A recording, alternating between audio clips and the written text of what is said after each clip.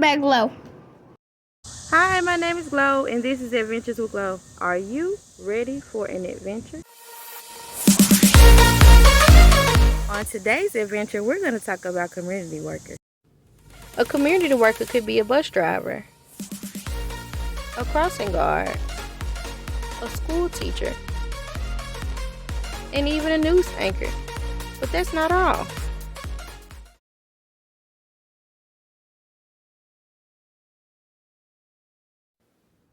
Counting on Catherine. Read by Glow.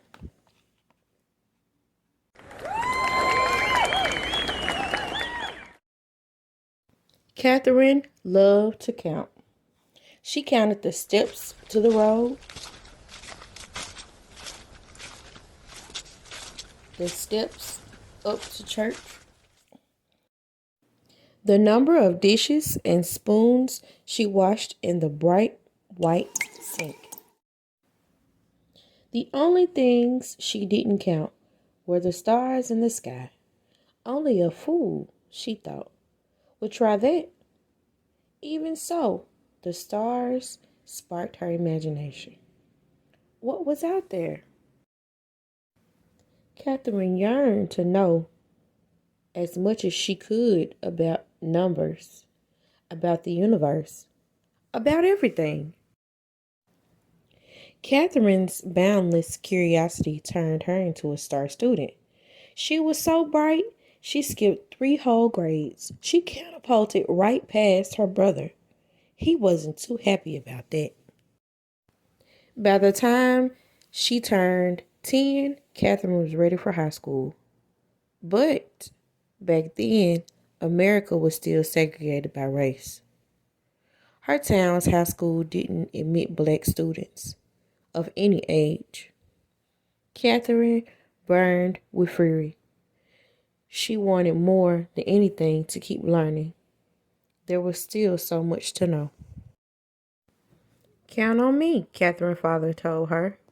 By working night and day, he earned enough money to move the family to a town with a black high school.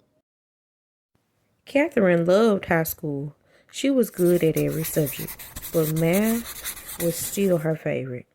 She dreamed of becoming a research mathematician, making discoveries about the number patterns that are the foundations of our universe. In those days, though, there were no jobs as research mathematicians for women. Professions most available to them were teaching and nursing. So, Catherine became an elementary school teacher. She liked her job and she loved her students, but she never stopped dreaming about exploring numbers. In the 1950s, the U.S. government, NACA, hired thousands of new employees. It even started hiring black women as mathematicians. Catherine heard about the mathematician jobs. Her heart raced with excitement. Perhaps her dream could come true after all. But when she applied for one of the positions, she was told they were already filled. Catherine had to wait a whole year until new spots opened up. Her patience paid off. She got the job. A few years later, the Soviet Union sent a rocket ship into space, launching a space race with the United States. NACA was rolling into a new space agency, NASA. Catherine now found herself at the heart of America's space program. She worked as a computer. Electronic computers were not widely used yet. Calculating long series of numbers. All the computers were women. They were given the tasks that men thought were boring and unimportant. That didn't bother Catherine. She knew that without her contributions, a spaceship couldn't reach its destination, nor safely return to Earth. Here's why.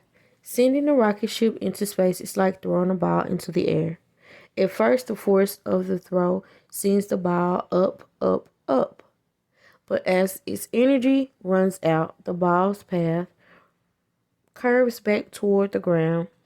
Where it lands depend on what angle it was thrown and how high and how fast it flew. Because math is a kind of language, Catherine could ask those questions. How high would the rocket ship go? And how fast would it travel? Using numbers, and numbers would provide the all important answer. Where would it land? To find out, Catherine plotted the numbers she calculated on the graph. When she joined the points together, she formed a curved line. At one end of that line was Earth at the time the rocket ship launched.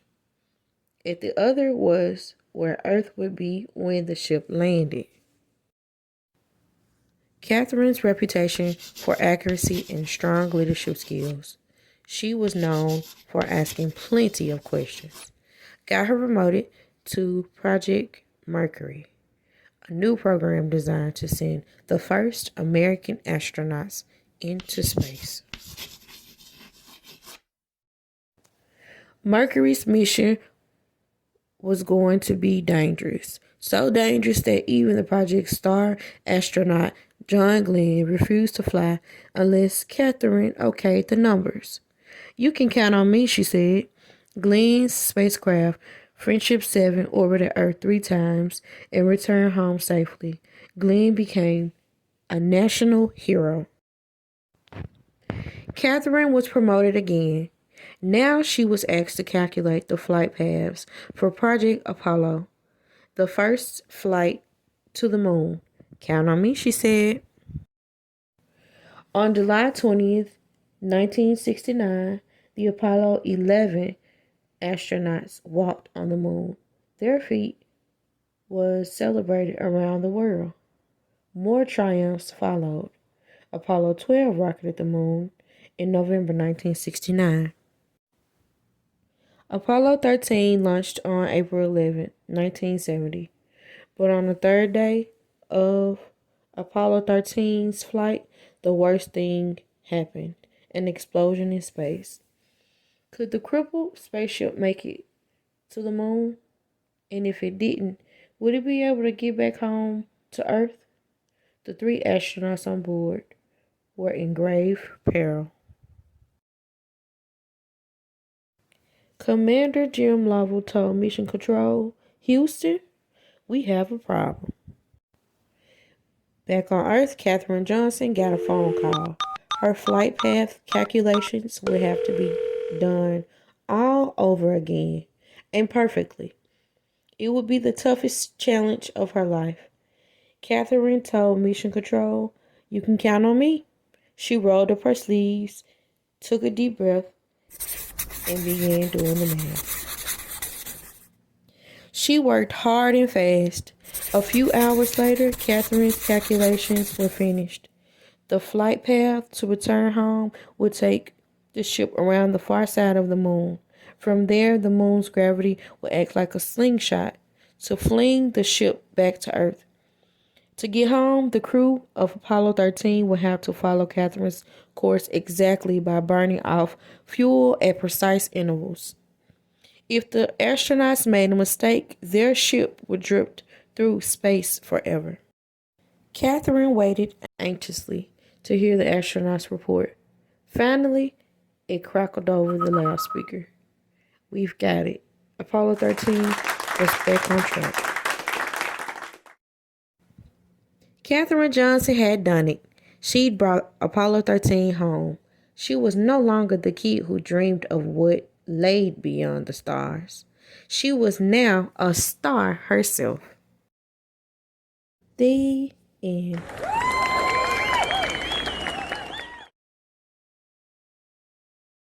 The shape for this week is a cross. So cupcakes, whenever you see this shape, shout cross. The shape for this week is a cross.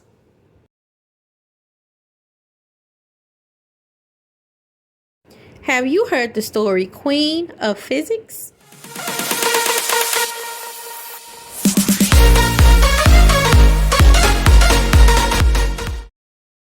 This book's about a girl that grew up into a woman, but then she started getting books and teaching herself physics. Have you seen the book Look, I'm an Engineer?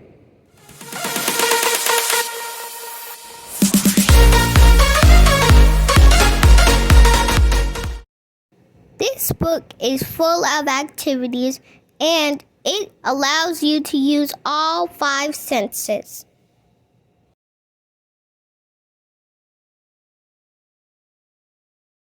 The word for this week is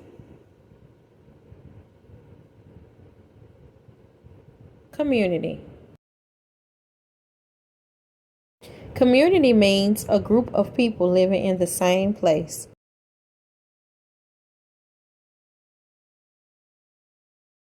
The word for the week is community.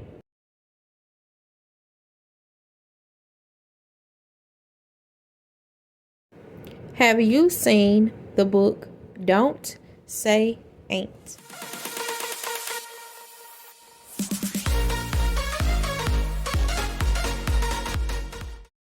This book's about a girl that went to a new school.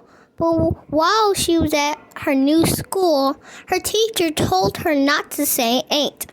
But when her mom met the teacher, then the teacher said ain't. Let's watch this cupcake as she goes to work.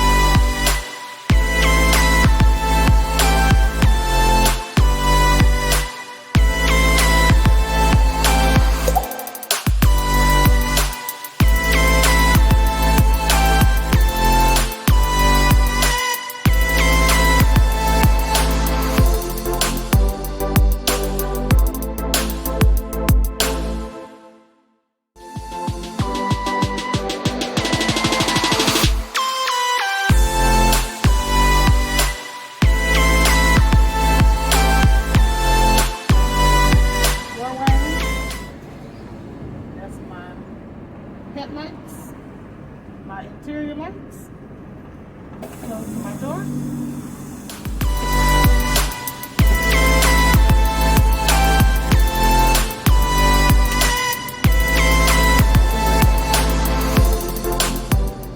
Have you heard of the book Dr. Chloe Cupcake Following Directions?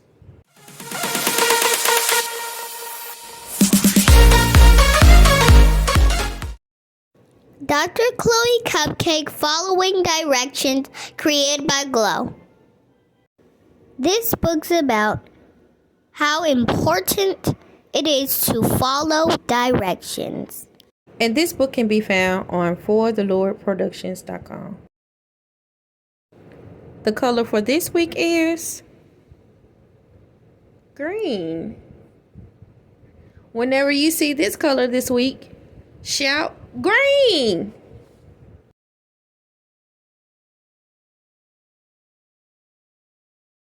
The color for this week is green.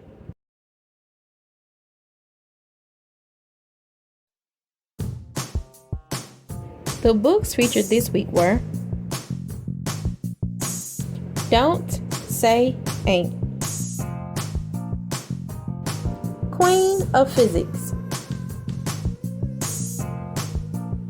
Look, I'm an Engineer, Dr. Chloe Cupcake Following Directions, Counting on Catherine. And that concludes our episode for today. On our next episode, we're going to talk about transportation. Bye, y'all. If you're looking for something in preparation for pre-K or kindergarten, consider purchasing the Glow Box. This box includes 4 books. For more information or to place your pre-order, please visit forthelordproductions.com.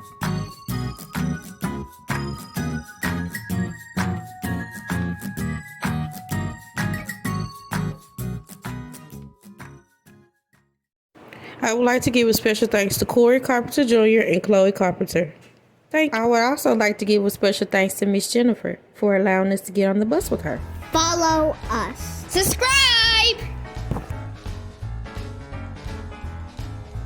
Visit forthelordproductions.com. Thank you for watching.